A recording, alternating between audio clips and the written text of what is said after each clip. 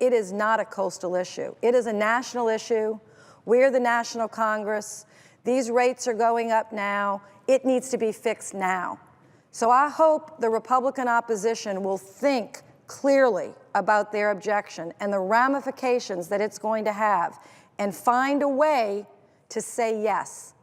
Find a way to say yes. The bill that Senator Menendez and Senator Isaacson are offering cost zero. And it helps millions of people and ultimately will make the program physically sound.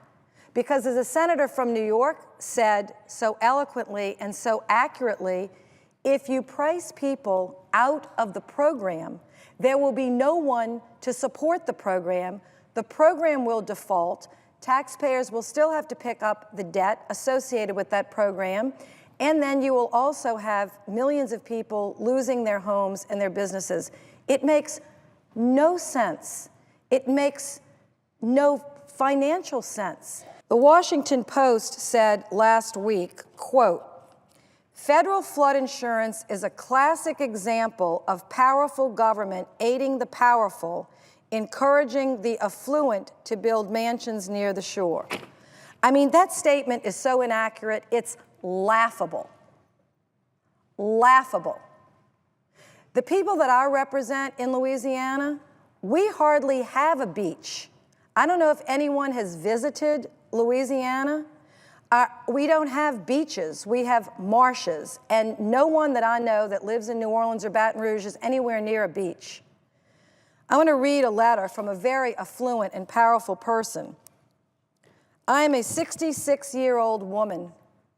I have lived in the same house in Broadmoor since 1974. I would know this letter that arrived at my desk because that's the neighborhood I grew up in and still reside. There's not a beach within miles of Broadmoor." She goes on to say, "I live there with my family, raised a son who also lives and owns a house in Broadmoor, very middle-class neighborhood that we come from. I plan to stay in my home for the remainder of my life. I live on a very strict budget. I have just this month received my first Social Security payment after working my whole life. If something is not done to change the law that will potentially raise my flood insurance by the thousands, it will not be possible for me to keep my home or to sell it."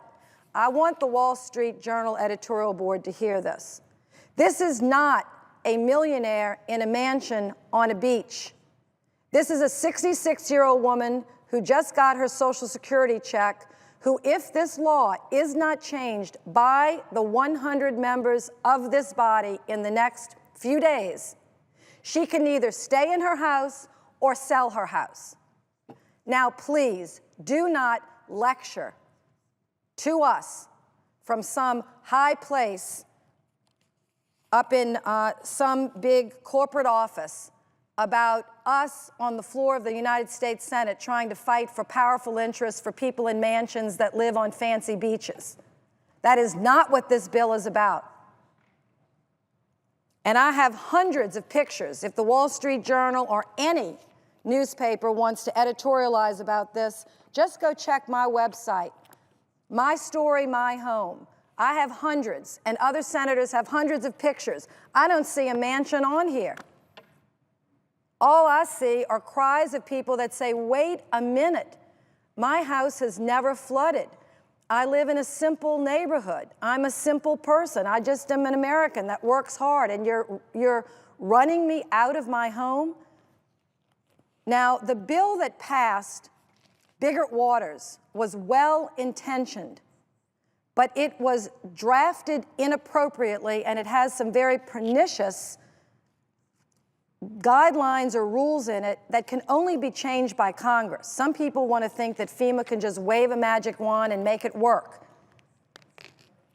FEMA cannot wave a magic wand. We have to do our job as senators. And I hope the Senate will do its job. We've come too far. We've come too long to restore this housing market, to let this bill that was well-intentioned but really poorly drafted, stuck into a conference committee report at the last minute, not with as much oversight as we should have given it. We can fix this. Let's do it. So I thank the senator for being so generous. It's a very important issue, and I'm prepared to stay here for as long as it takes before Christmas, even, I hate to say, up to Christmas Eve, which I'd really like to try to get home for a little bit of time, but this needs to be fixed before we leave for Christmas, and then the House can come back in January. They can take up this bill, and we can get it to the president's desk early in February, make it retroactive, and give people relief. This is not about helping out powerful interests and millionaires on the beach. This is about helping lots of Americans that have done nothing wrong, everything right. They've been in their homes since the 1960s, 50s, in some cases from the 1800s, and are going to be priced out of their home and their equity stolen from them by a poorly drafted piece of legislation. We can do better, and we should.